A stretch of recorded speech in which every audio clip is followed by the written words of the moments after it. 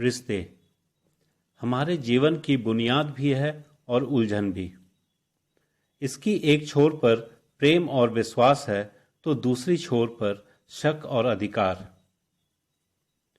चलिए इसे हम मां की गर्भ से समझते हैं। गर्भ में आने से पहले आत्मा किसी रिश्ते के बंधन में नहीं होता है और उसे किसी भी रिश्तों का भान भी नहीं होता है। गर्भावस्था में मां का बंधन अपने बच्चे से बन जाता है, लेकिन शायद यह एक तरफा बंधन होता है। वो आत्मा जो गर्भ की अवस्था में है, उसका बंधन अपने नए रिश्ते से नहीं बंध पाता है और शायद अपने पुराने संस्मरण में ही स्पंदन करता है।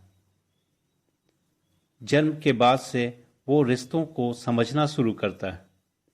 वो प्रेम, नफरत, डर और सुरक्षा का एहसास करता है और रिश्तों के ताने बाने को बुनना शुरू करता है। रिश्ते सिर्फ माँ बेटा, भाई बहन, पति पत्नी या सिर्फ लोगों से नहीं बंधता है, पर हम अपने सामान, अपने कपड़े, खाना पीना, कुर्सी मेज, घर गाड़ी, सभी से हम रिश्ते बांध लेते हैं। सभी चीजों से हम इतना प्रेम करना शुरू करते हैं कि अंत में उसे खोने का डर या छिन जाने की चिंता हमें इतना उलझा देती है कि हम अपने अस्तित्व को ही भूल जाते हैं और अपने डर और भय के कारण किसी भी तथाकथित धर्मगुरु या धर्म में शरण लेने के लिए दौड़ पड़ते हैं।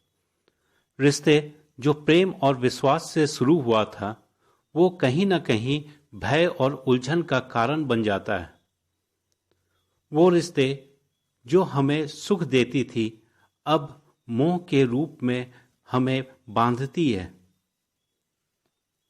यह मोह हमें भयभीत करती है। रिश्तों के खो जाने का भय। इसी मोह पास में बंधे, डरते हुए, कांपते हुए हम मृत्यु को प्राप्त हो जाते हैं। क्या हम इससे बेहतर जीवन जी सकते हैं? शायद हाँ। मुश्किल है, लेकिन नामुमकिन नहीं। रिश्तों के बनते ही हम अपने अस्तित्व को एक दूसरे के भरोसे छोड़ने लगते हैं और ये बात भूल जाते हैं कि हर जीव आत्मा एक दूसरे से भिन्न है और हर एक का अपना सफर है और उसे खुद पूरा करना है। हम प्रेम करें, रिश्ते बनाएं, उसे निभाएं, परंतु ये जानते हुए कि हम एक दूसरे से अलग हैं और एक दिन सब कुछ और सबको यहीं छोड़कर जाना है। अपने अगले सफर में नए रिश्तों और नए उलझनों के साथ एक दूसरे से प्यार करिए, लेकिन प्रेम को बंधन नहीं बनाइए। प्रेम एक सागर के समान है जो दोनों के आत्माओं के बीच बहनी चाहिए। इसे अविरल बहने दीजिए। एक दूसरे के ज्ञान के प्याले से पीजिए। एक दूसरे को अपने समझ की रोटी से पुष्ट कीजिए।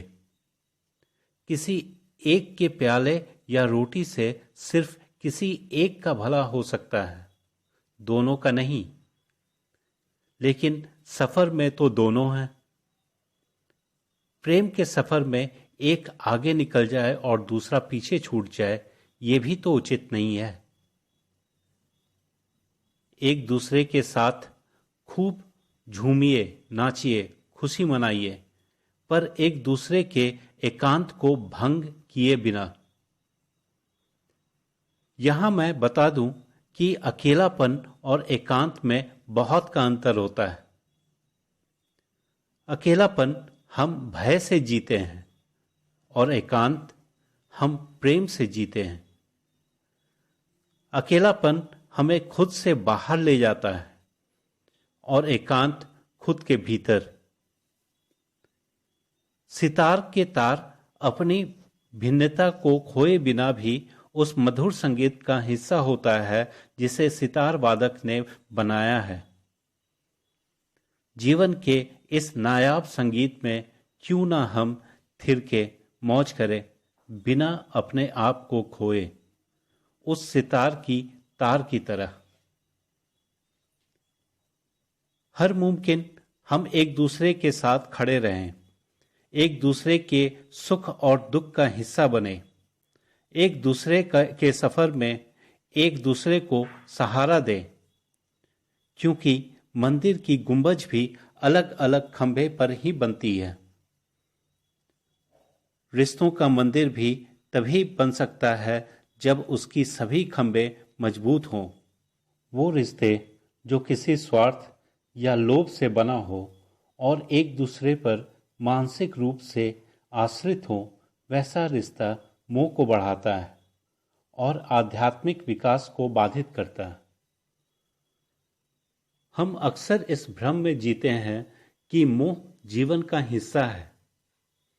शरीर है तो प्यास लगेगी ही, बिल्कुल लगेगी। आपको सिर्फ ये करना है कि पानी का स्वाद लेते हुए पीना है। उससे उत्पन्न संतुष्टि का साक्षी बनते हुए उसे सिर्फ शरीर की एक जरूरत ही समझना है। हम पानी उतना ही पिए जितने में हमारा शरीर स्वस्थ रहे और निरंतर इस बात का स्मरण रहे कि इस शरीर का उद्देश्य सिर्फ इस सफर को आगे बढ़ाना है।